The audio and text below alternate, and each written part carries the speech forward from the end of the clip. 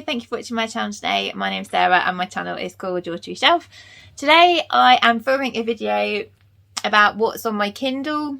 There's rather more on my Kindle than I thought there was, and so this is the books I haven't read on my Kindle, and so because of that I will see how the time goes as to how many of these I talk about. Some of them are really popular books, in which case I won't really have to talk about them because I think everybody would know very much what they're about already, but I had to actually look up, like, the first page of them I had to actually look up on Goodreads because I wasn't sure what they're about. But yeah, so a lot of these I got from either recommendations from other booktubers or from the Kindle deal of the days as well, if it's something that I think I'd like. So anyway, let's just start. First of all, I love this Kindle cover. It's so gorgeous. So I've got a Kindle Paperwhite, so sadly none of the covers are in colour, but I'll put a picture of the covers up as I discuss them. So the first one is one that I bought because of the author, and that is A Year of Marvellous Ways by Sarah Winman. I've read When God Was a Rabbit and Tin Man from Sarah Winman, and I loved them both loads. So when this one was a deal of the day, I snapped it up. And this would also fit for a Reading Women's Challenge prompt of a protagonist over the age of 50. Because when I just read about it, the protagonist is called Marvellous Ways, and she's 89. And she spends her time sitting like at a shore with a telescope, like staring out at sea. And one day she comes into contact with a soldier who's washed up from, I think it's World War II, and it's about like how she helps him, and it's probably going to have something sound like it's a little bit magical in there, but I find her books just so brilliant, the ones I've read so far. I heard about Sarah Winman from Simon Savage, and great recommendation because I loved those two books. And if I love this one as much, then that would be great. The second one I got really recently, and this is called You and Me on Vacation by Emily Henry. This is one that I saw Mina from Mina Reads talk about, and she loved it recently. I bought Beach Read by Emily Henry last year and I still haven't read it yet. It's still on my Kindle. But this one is about a couple. I think the girl's called Poppy. I think the guy might be called Alex. And they've been friends for a long time. And every year they go on holiday together. And then I think that the first holiday we hear about, they may well have had a big falling out, and then they go back in time to like when they first started going on holiday together. And I think this is kind of like a second chance romance when they try and go on holiday like one last time to sort of sort everything out. But I trust Mina's recommendations and she loved it, so when I went to add it to my wish list I saw that it was only 99p and bought that one. The next one on the list is Chasing Lucky by Jenn Bennett. I'm not sure where I got the recommendation from for this one, but this is about I think this is YA, and this is about a girl called Josie, I believe, set in America, and she moves around a lot with her mum, and they settle in a town and run a family bookstore. Tick. And then something goes wrong at a party or something, and she ends up in prison. And there's a guy who she used to be really close friends with, who she fell out with, called Lucky, who's also in prison. And I think it's like a hate to love romance. So yeah, it sounds like a nice, easy sort of summary escapist read. Then we have one that I heard about from Jean at Jean's Bookish Thoughts. This is Bringing Down the Duke by Evie Dunmore. So this is a historical romance. This is set at Oxford University. It's about a woman who has got into Oxford around the time of women's suffrage movement, and one of the things that she needs to do is to get some more support for women being allowed to be get degrees at Oxford. And so she has like a list of sort of influential men that she needs to try and get on side, and one of them is a duke, and I think it's a hate to love romance. And I think they both don't dislike each other, but they both need each other for different reasons, and then a romance ensues, I believe. And again, I heard really good things about this. I think it's just a really nice escapist historical romance, but I think there is a bit of meat to it as well. I don't think it's just too frivolous, if you see what I mean. So that's that one. And then I have The Frequency of Us by Keith Stuart. This one sounds intriguing. So this is about a man who is British, I believe, and he meets, in the Second World War, he meets a German woman who I think is a refugee. And they get married, and then their house is bombed and the wife is gone. And then it cuts to modern day, where he hasn't really changed anything since that time, and he keeps talking about his wife, and everyone doesn't believe that she existed because they never met her and they think he's got dementia. But then a social worker becomes involved in his case and sort of unearths things. So that's that one. And then I have I'm Not Dying With You Tonight by Gilly, Segal and Kimberly Jones. And this is a YA contemporary book. So it's about a school football game and two girls. It features two girls, one black, one white. They're both at this football game, and I think some riots start, some race riots, and then the girls both have to try and get home safely, and they both have to try and like rely on each other. And I think it brings sort of racial tensions and opinions about each other into the spotlight, but they have to kind of try and get past that to get home safely. So that one sounds really interesting. Then we have a couple of non-fiction books. So the first one is one I heard about from Charlotte at Bookish Mama Blooms. This is Too Fat, Too Slutty, Too Loud by Helen Petersen. The Rise and Reign of the Unruly Women. So I think this uses some celebrity case studies and looks at how women are perceived and how if they're women who are seen as too much of anything, and sort of how society views powerful women, I think. But sounds really interesting. Then I have The Vanishing Half by Brit, which everyone has read apart from me, and I don't think we need to even talk about The Vanishing Half because everybody loves it. Everybody knows what it's about. I just haven't read it yet, so I'll skip over that one. Then we have, I said I had a couple of non-fiction. So the next non-fiction is The Surrender Experiment by Michael Singer. I read this one, The Untethered Soul by Michael Singer, last year, and really loved it, as you can see by all the tabs. So these are sort of spiritual books, and obviously I haven't just read the blurb again, but I bought it specifically because I really like Michael Singer. But it's obviously about surrendering, and if we kind of surrender to what is and let go of all the sort of negative emotion that comes from resisting what's already there, how that can help us. I think that's kind of the premise of the book. We then have one that I saw recommended by Emma from Drinking by My Shelf, and that is How to Save a Life by Eva Carter. So this follows 3 young adults, and one of them has a cardiac arrest, and the other 2 both want to be doctors. They both want to go to medical school, and one of them starts CPR and acts, and the other one freezes. And then it's basically about the consequences of what happens following that cardiac arrest and their reactions. What, darling? Oh, I have to go because there's an insect in my daughter's room. Bear with. Goodbye! Do not edit that. Okay. So the next... Go! The next book I have is a fantasy book which is very popular. It's Throne of Glass by Sarah J. Maas.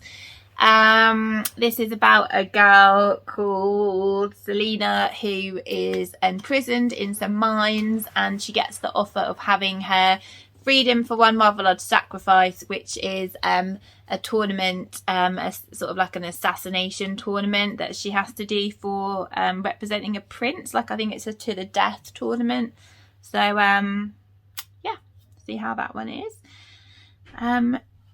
The next one is one that I got because it was on the Women's Prize long list, and that is Because of You by Dawn French. I think this is about 2 women who have babies at the millennium, and one of them leaves with empty arms and one of them leaves with their baby, and then I think something happens which connects them, and we jump in time by about 20 years, I believe, and then we kind of go back to like work our way back to what happened. I think it's something like that. But I've got another Dawn French book, which is a tiny bit Marvellous, and I haven't read either of them, so I like Dawn French. It'd be good to read that.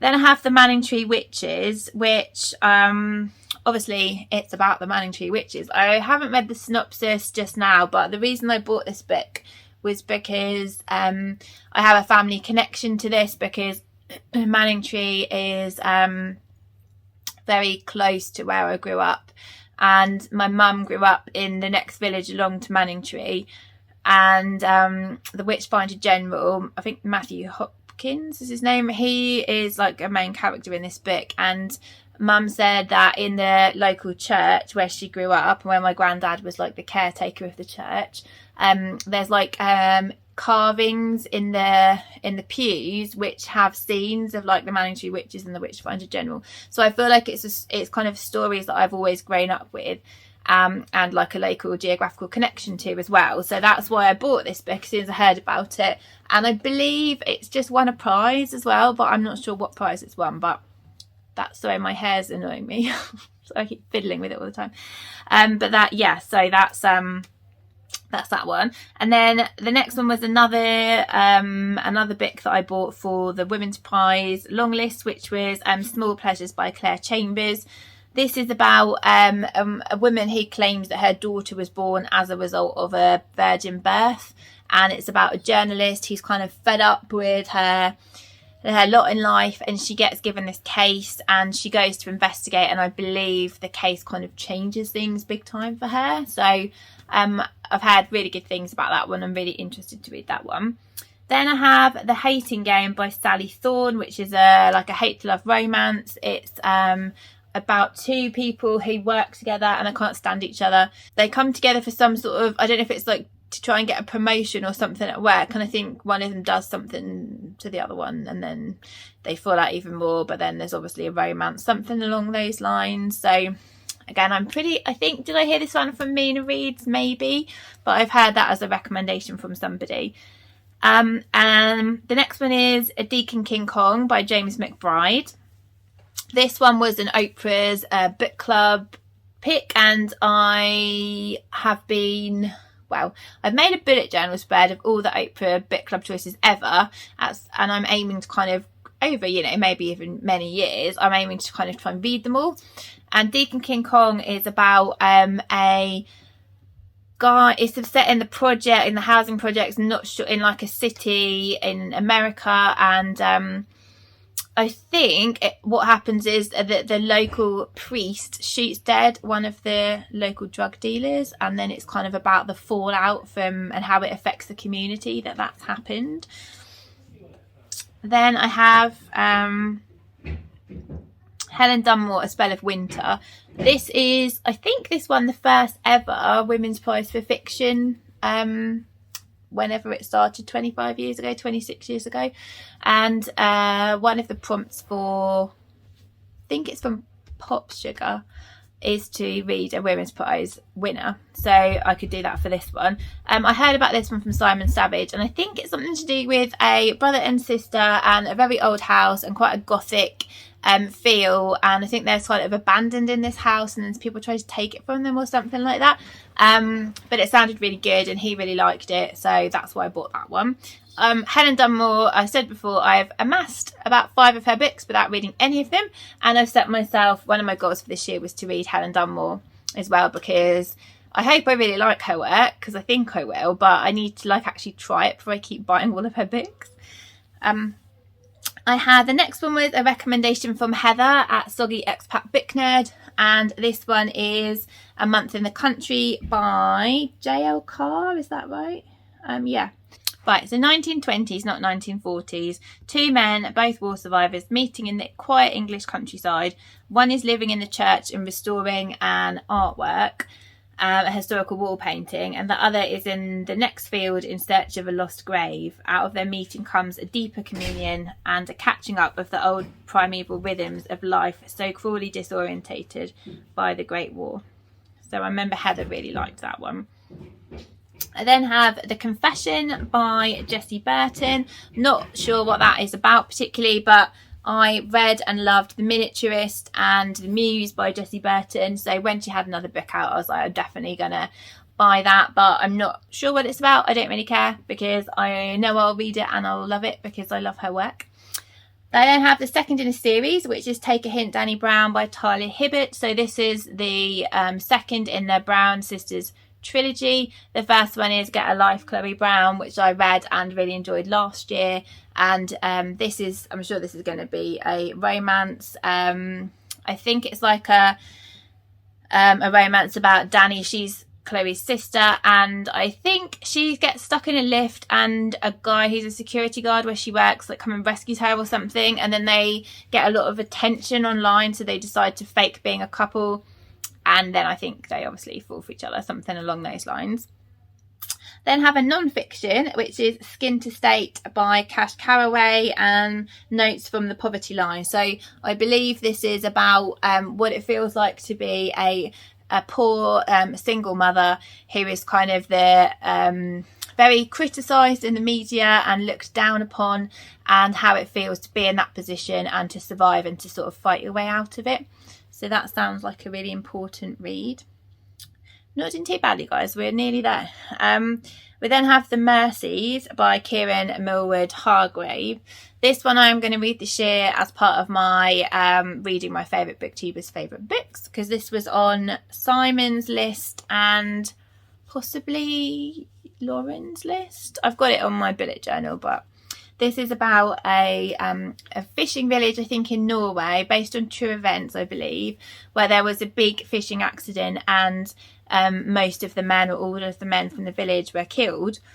And the women are then running things by themselves until a man gets sent to kind of take charge of the village and what ensues. Then have Hamlet by Maggie O'Farrell. So again, one of my favourites project. Again, another book where everybody's read and knows about it and it's been talked about to death, so I'm not going to talk about that one. I have When No One Is Watching by Alyssa Cole. So this is a crime thriller. This is about the gentrification of a neighbourhood in America, and about how people are leaving, but then I think it's like, are they leaving or are they disappearing? So again, I've heard good things about that one. Have Beartown by Frederick Backman. This is set in somewhere in Scandinavia. I think it's part of a trilogy now, and it's about something that happens in this forest, and there's a deal to be done, and some people are for it and some people are against it, and it divides the community. I then have How to Disappear by Gillian McAllister. This is a thriller recommended by Emma from Drinking by Myself. I don't actually know, I think this is something, because I don't like to sort of read the synopsis of thrillers too much because it can give it away. I think it's something like a young girl who's a witness. She's in witness protection and she thinks she's safe, but I think someone said something and maybe given away her identity, and that's kind of leading to other stuff. I think that's what that one's about. Then I've got Beach Read by Emily Henry, as I mentioned, that I bought last year, about two authors, one who I think writes literary fiction and one who's a romance writer. They're both having writer's block, and they set each other a challenge to write each other's genres and see who can make a bestseller first, and I think there's a romance in there as well. Circe by Madeline Miller, which is a retelling of Circe, and again, much talked about on BookTube. I don't feel that I need to talk about it anymore. American Dirt by Janine Cummings.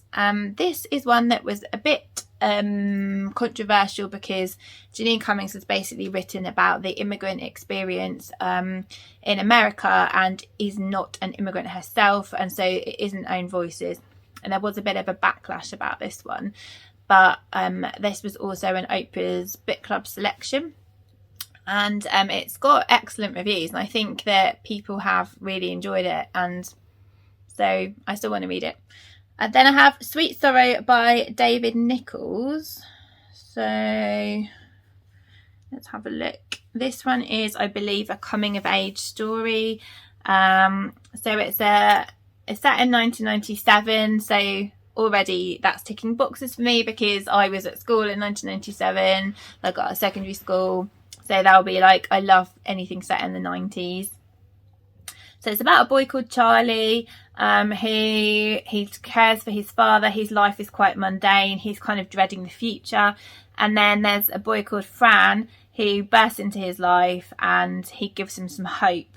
And if he wants to be with Fran, he has to join something called the Company, which sounds a bit like a cult, but it's actually something to do with Shakespeare. So I have read a few David Nichols books. I think I've read Us. What's the one? I read Started for 10 and One Day. So this will be my fourth one. We have 3 more to go. The 5th Season by N.K. Jemisin, which is another kind of fantasy book which has been really popular on BookTube, and it's part of a series. This is one that I'm really looking forward to trying. It's like, I'm going to use it for Afrofuturist prompt. And it's about like a 5th season where devastating climate events happen, which are only happen every few years, and there's only certain people who can survive them, something along those lines. I then have one that I've wanted to read for ages and ages, which is called Quantum Theory Cannot Hurt You by Marcus Chown. So I find quantum theory, like, I know very little about it, and physics was not my forte at school, but what I have heard about quantum theory I just find completely fascinating and quite mind-blowing. And this is like basically a beginner's idiot's guide to quantum theory. And I really looking forward to this. This has been on my wish list for ages, and then I got it in a book deal on Kindle, and I'm going to read this. There's a prompt for Pop Sugar, which is to read a book that begins with a Q, so I'm going to read that for this prompt. And then finally, book number 36 is Once Upon a River by Diane Setterfield. So I've not read any Diane Setterfield, but I've got this one, and I've got the 13th, is it 13th Tale it's called? And so this one is, so this one's based on like a dark winter's night in an ancient inn on the Thames, and people are all in the pub, and then someone brings in a child who's drowned, and they're dead, and then a few hours later they come back to life, and we're not sure how or why that has happened. So that is all the books I've got on my Kindle TBR. So like I said, 36, I think 35, because one of them was a cookbook that I'm using. So yeah, there's a lot there. There's half a year's worth of reading just on my Kindle. Do you guys tend to like get things on your Kindle and then forget about them a little bit because you can't see them on your shelves? Tell me if you've got any opinions on any of those books, because I'd love to know if you have. One of my book goals was to read at least one book from my Kindle every month, and I think I have done that so far. I need to double check on the numbers, but I think I probably need to increase that to more than one. And I do like reading on my Kindle. I feel like I read more quickly on it because it's really easy to carry it around. Like, I can keep it in my bag more easily than a book. I can prop it up while I'm like drying my hair or something like that and read it, whereas I can't hold a book, or like when I'm eating I can just keep it open. It's not, the pages aren't going to keep falling shut and stuff. But then after I've read on my Kindle, I then look forward to reading a real book after that. So I like sort of a split between. But anyway, if you've got any thoughts on anything, just let me know, and I'll speak to you all soon.